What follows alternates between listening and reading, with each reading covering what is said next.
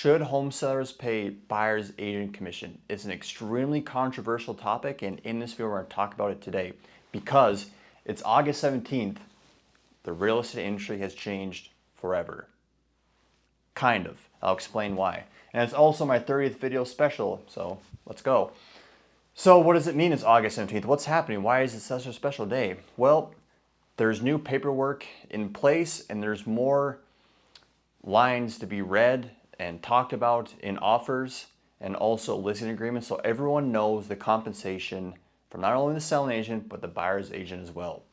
So that's had a lot of people saying, do I need to pay buyer's agent compensation? Should I? And I understand why someone wouldn't want to, which is why I wrote this first. And I'm also a realtor, so there's going to be some biasy in this video, and I think it's good to tell that right away. So I understand why someone wouldn't want to. Why am I paying someone to negotiate against us? That doesn't really sound right. I understand. And why can't the buyer pay for his own agent? I totally understand where you're coming from. And also, that's a lot of money that I got to pay for a buyer's agent. Like, that's thousands of dollars that I got to fork over to someone to go against us. I totally understand where you're coming from. Hopefully, by the end of this video, we can make an educated decision with some topics to truly help you understand why you should or shouldn't. So the first reason why you maybe should pay a buyer's agent commission is the buyer pool. So let's just take a step back, think about it. From the buyer's point of view, closing costs, down payment, commission. That's extremely tough for a lot of buyers. So if you cut that out, that's huge. So this could be all the buyers potentially going to buy your house. Big pool right here. And they desire the location, they desire the price, the closing cost, down payment. This is all in this window. But now, if they got to pay a commission on top of that at closing, that could go from here to here. That pool, notice how there's a gap in between my hands? It's not closed, but the gap is extremely low, potentially, compared to where it could be with all the buyers that have their commission for their agent covered. So by having this big pool here, what does that mean? More buyers, more offers potentially, and also better price and terms for the home seller. That's one thing to think about when talking about the buyer pool and paying buyer's agent compensation. Okay? Now, a misconception sometimes from the home seller is, hey, you know what? I'm just going to raise the price from where we're at to offset that commission. For example, let's just say the market value of your home is around $300,000. I want to raise my house to $310,000 to offset that commission now. Well, there's some things about that may not be a good thing. What if there's a low appraisal? So maybe you have a low appraisal situation, and when that happens, the buyer could have extreme leverage depending on your situation. Maybe not, but there's a chance where the buyer could have a lot of leverage, because if the seller does not come down in price and you put that property back on the market, you pulled it 2.5 weeks, maybe, until this appraisal come in, and you put it back on the market, are you guaranteed to have that same offer come again? Who knows? So is that a risk you're willing to take if you put it back on the market, because in a low appraisal situation, and if you do not come down, Mr. Seller?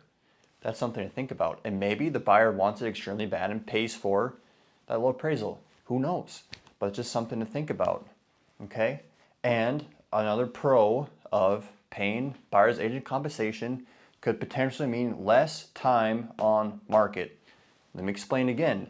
So if we go back to the buyer pool, we have this big pool here of their agents are getting compensated from the seller, so they don't have to come out of pocket. What does this mean again? This is a common scenario that comes up. More buyers equals more offers equals potentially less time on the market because there's more offers. Okay? And let's just say you're not paying a compensation. The longer time on the market could also mean weaker offers. So this house that maybe if you had a good compensation for an agent, maybe it goes in, maybe the average is, I don't know, every market is different. Let's just say the average time in the market is 25. Okay, 25 days in the market. Now, if you're not paying that agent, meaning less buyers, maybe that 25 days in the market rises up to 50, maybe higher, and as longer your property sits in the market, there's a very good chance, not saying it's going to happen, but there's a good chance where the offer you may be expecting could be less or maybe even laughable. So that's just something to think about if you're not paying a buyer's agent compensation. If you are paying a buyer's agent compensation, more buyers, more offers, and potentially less time on the market, meaning good price and terms for you with more offers to choose from. Okay, so another misconception is, okay, Mr. Seller goes, well, why can't I just pay the 3% commission and the agent can do both sides? Okay, well, the thing about that is now that listing agent has fiduciary duties to that buyer, meaning it has obedience, loyalty, disclosure, confidentiality, reasonable care, all that stuff with that buyer. So now you're exclusive one-on-one with that listing agent trying to get the best deal possible.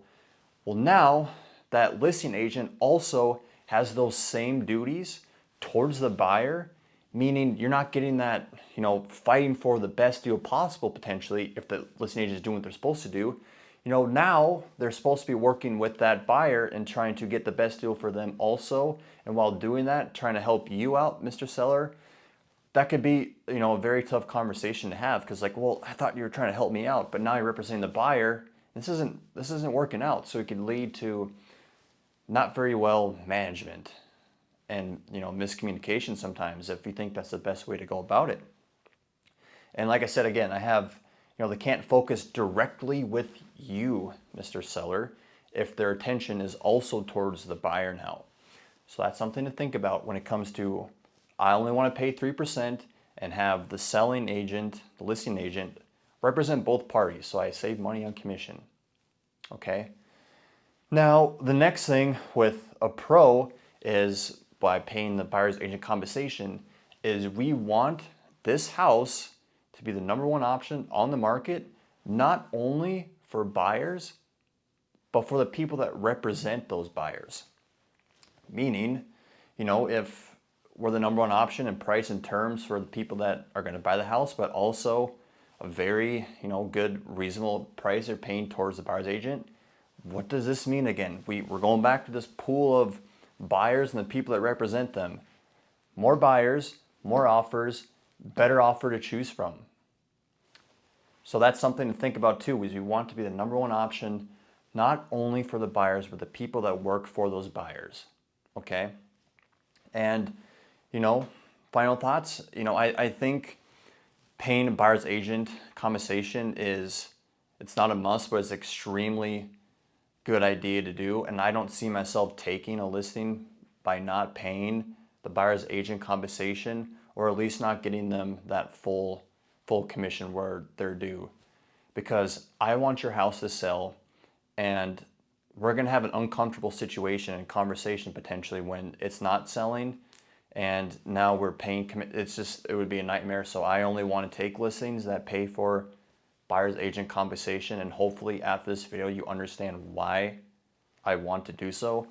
And to think about it from this way, I want your house to sell for more because the listing agent makes more money when it sells for more. So I'm trying to help you get the best deal possible. And by having more buyers, more offers, and potentially better price and terms, there's a better opportunity for you to even make more money than you were thinking if it's competitive. So that's my standpoint on this controversial conversation. Feel free to comment below. And if you're on YouTube, subscribe for more. Any other platform, like and follow for more. Have a good day. Bye.